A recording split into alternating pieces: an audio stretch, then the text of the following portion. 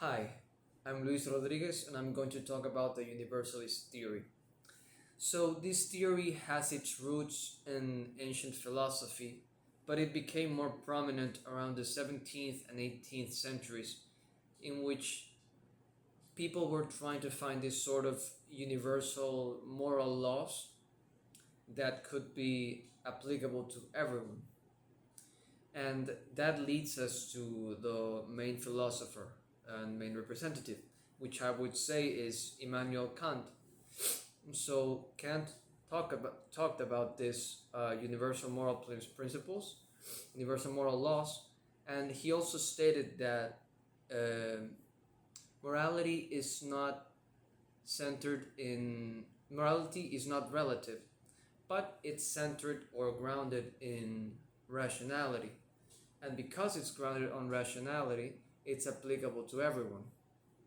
And so, one example for this would be the Universal Declaration of Human Rights, which was around, I think it was 1948, which said that there are certain rights that are inherent to all people, right?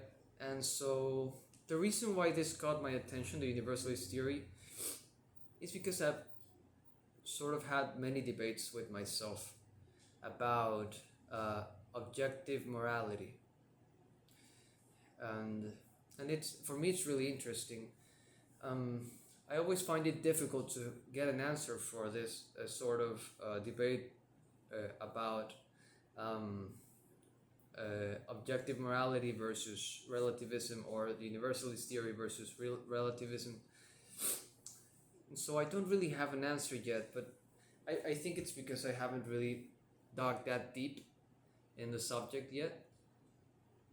But I do find it really interesting, and I also think that there's a possibility for everything. And being the creatures we are and not being able to know everything there is about everything, um, that also makes me ask myself if we can even make statements like that.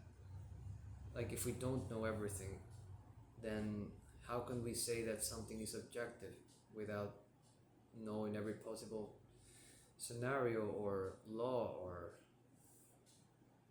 everything there is that is beyond what we know now? And so the way I would incorporate this in my life is that I'd use the universalist theory to sort of examine different issues, social issues.